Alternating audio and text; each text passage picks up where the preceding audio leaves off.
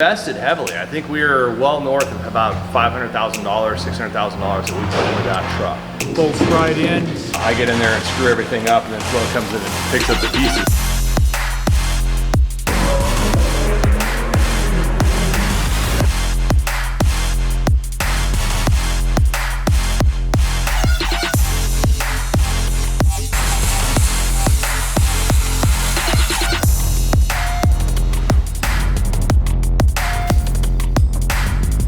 Hey guys, welcome back to the vlog. Appreciate you guys watching. So today we are going to show you something pretty cool. Behind me we've got this H1 Hummer. Right here, not there. That's Florencio. Florencio is adjusting his spandex socks or something. Like that? But we are gonna show you a step-by-step how to do your Duramax conversion at home. Super easy to do, folks. You can definitely do it at your house. You really don't need a whole lot of tools. In fact, Flo came to us not even knowing what a tool is, and he can actually do the entire conversion with his wrench right there. Yep. Screwdriver, wrench. not a wrench. Yep, so, oh, sorry. So that's a screwdriver apparently. So I'm definitely doing a lot of the conversions myself with my wrench screwdriver. I get them mixed up all the time. But yeah, I think that's a drink. It's a drink. Screwdriver. Yeah, that's what I was talking about. Oh, okay. But you take a couple screwdrivers and then you can start on the conversion, and when you screw it all up, then Flo comes in and fixes it. Actually, true story, we'll get to that later.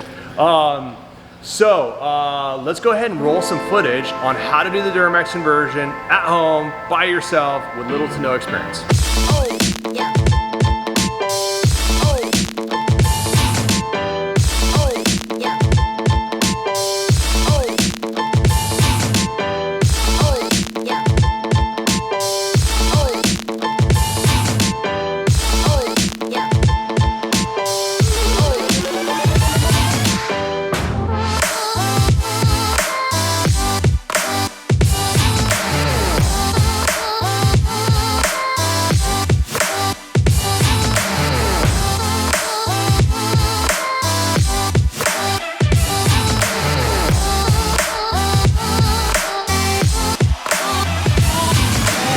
All right guys, so hope you like the footage. You can see how easy it is to do at home.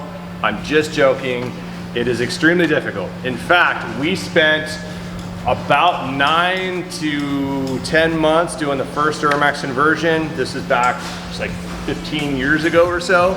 We invested heavily. I think we are well north of about $500,000, $600,000 that we put into that truck, just getting it dialed.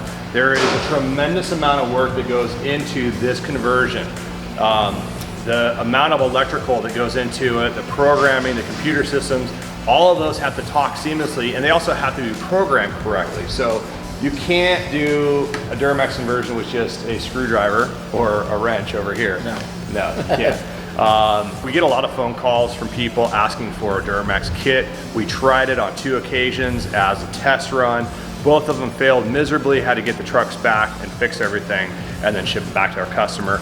And we don't do it for several reasons. One is it would be an injustice for our customers if we did do a Duramax conversion kit and you got into it and it ultimately, you're gonna run into problems with a lot of the programming and the wiring because of how complicated it is. So we don't offer that kit. However, there was one application that you can do a kit with, and that's a Cummins. That's a great kit vehicle where we can do the motor mounts, transmission, cross member, adapter plates, and you're talking just a few wires to hook up. So it's very straightforward. That is something you can do at your house, and so we do offer a kit there. So we definitely want to help you out as best we can, but we also don't want to get you in over your head. And earlier I'd mentioned, you know, I get in there and screw everything up, and then Flo comes in and picks up the pieces.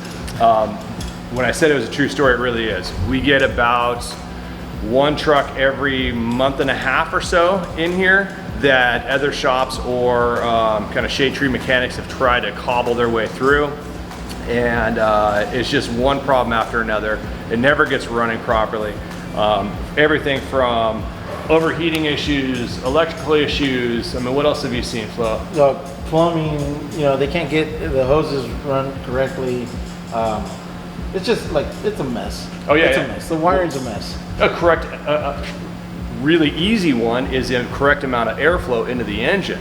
Yeah. A lot of times they'll stifle it, because they're gonna go the cheap route, the easy route, and leave the factory 6.5 turbo diesel or 6.2 diesel air intake system and leave that on the Duramax, going from virtually 100 horsepower or 200 horsepower with the 6.5 turbo diesel to a Duramax putting out 500 horsepower and expect that amount of airflow to go through that small system is gonna be acceptable. It isn't.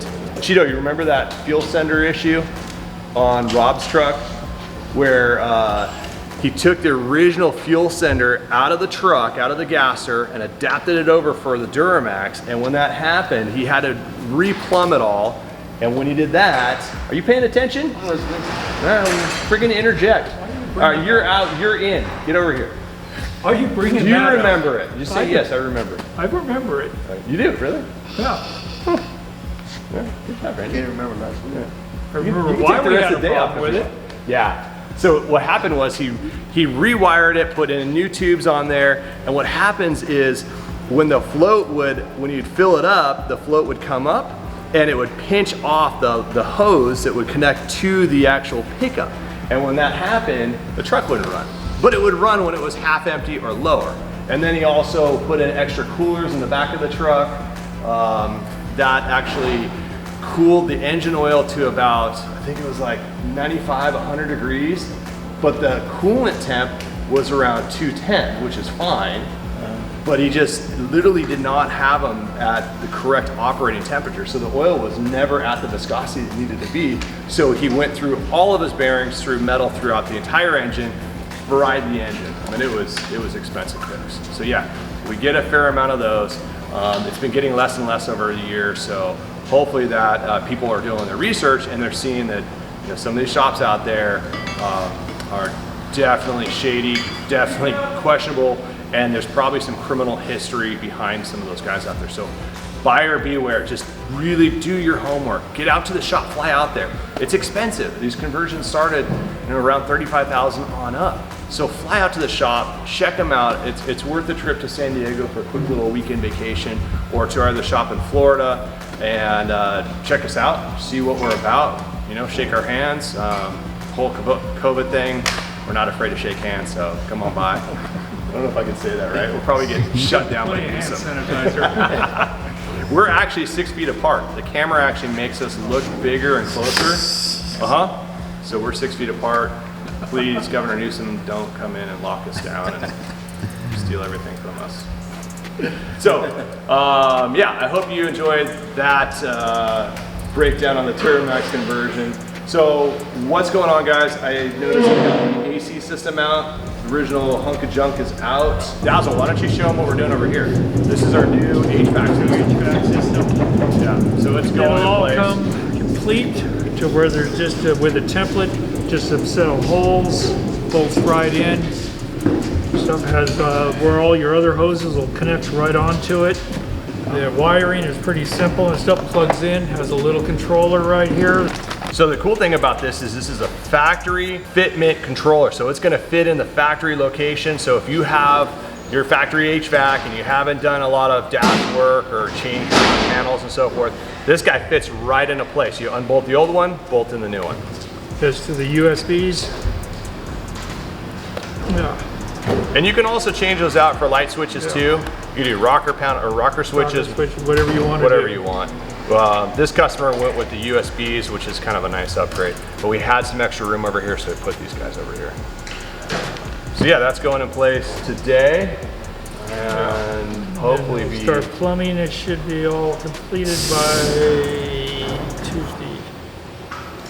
Tuesday. All right, cool. Yeah, so we had a little hang up. We were hoping to have this thing on the road tonight, but we have to get this HVAC system in. It makes sense to put it in now because the truck's pulled apart, as opposed to wrapping up the conversion and then later on. pull it back apart and then put the HVAC in. Been there, done that. We don't want to do that. No, I don't want to do that. No, Randy gets really angry when that happens. All right, so that's the new HVAC system, which is going in right now, and we'll get some more footage of that coming up here. All right, so let's jump over to the Exo truck. I want to show you guys what we're doing on the inside of that truck, show you how much room we have in the back compartment, as well as how much leg room we have for the rear seating passengers. So let's go over there and take a look at that. All right, guys, so we are inside the truck, 6-passenger seating, Exoskeleton truck. We have the stretch seating, so these seats are pushed back, I think it's like almost 8-9 inches or so. Yeah. And then obviously the other side is as well.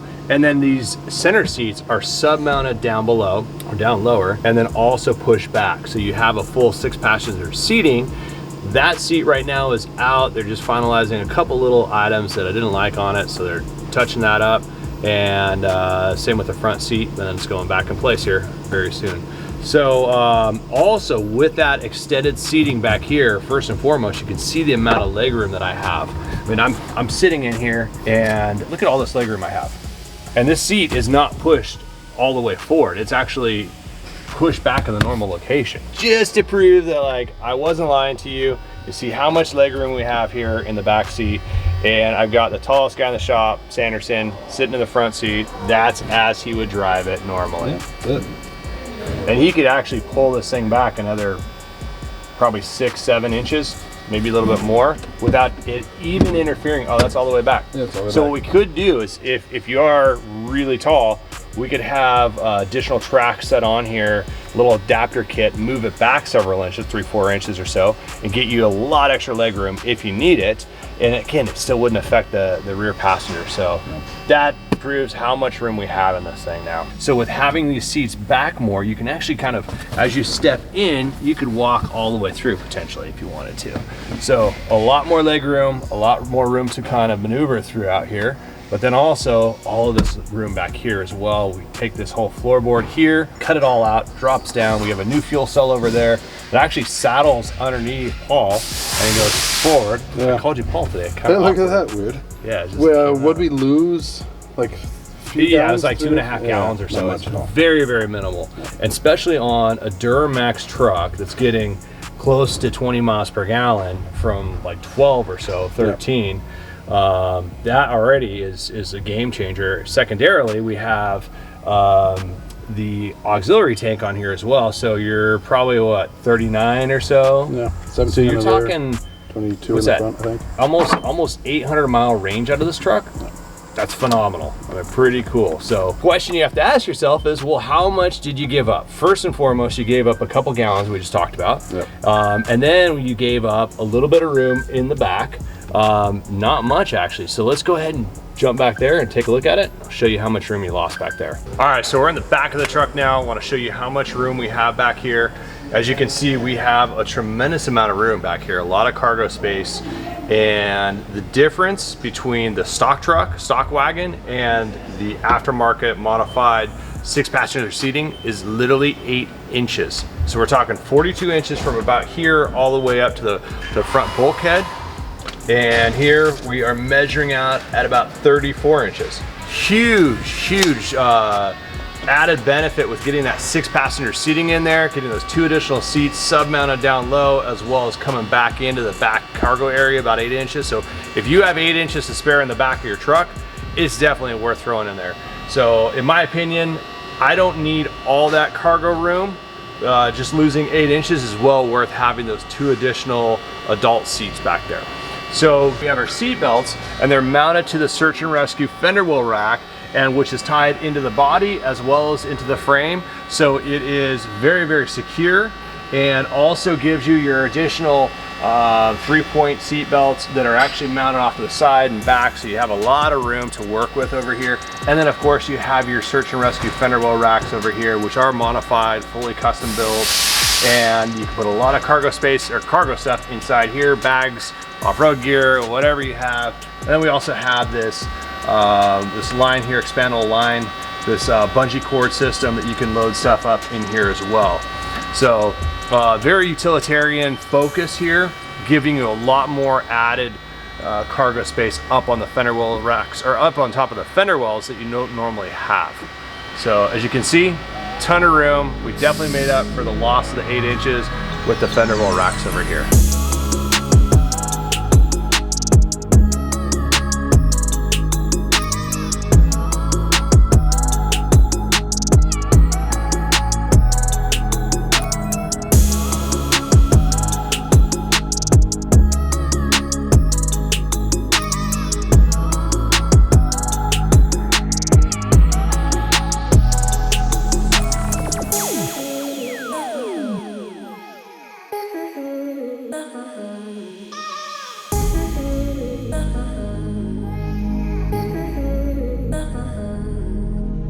All right, folks, appreciate you watching. Thanks so much. Hope you enjoyed the time lapse on the H1 Duramax conversion, as well as being able to see all the leg room that's inside that stretch and 6 passenger seating in the Exoskeleton. We also have 2 really cool trucks up for sale right now. First one is this H1 99 soft top, super low miles, like 35,000 miles. This thing is super, super clean. I mean, it's literally garage kept, 99. Just awesome truck. We put the D-ring brush guard on here, the Viper front winch bumper. We also put Viper rear winch bumper on there, and it's just dialed, ready to go. We also have this cool H2 out in Florida, Duramax conversion. It is fully built. I mean, the thing is phenomenal. 6-inch lift on it, beautiful paint job, fully done up interior, all leather, rewrapped. It's like, I think we did the whole job about a year ago, and the customer put it up for sale, just wants it gone. The customer put in about, I think it was about $40,000 into the engine alone. So this thing is fully built.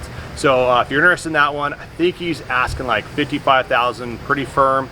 Shoot Paul Hyde a call or Joe in Florida, and they can help you out with that. It should be up on our website now, so check that one out too. Again, thanks for watching. See you guys soon. He's so comfy, we just chill. Right now, huh? No. We need to have like an alcoholic dispensing machine right here.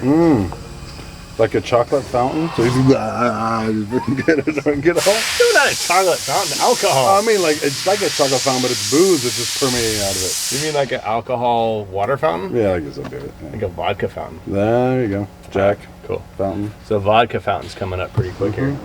Stay tuned to upcoming episodes. Might get a little sloppy of an episode though. It always goes downhill with you and I. Okay. Episodes.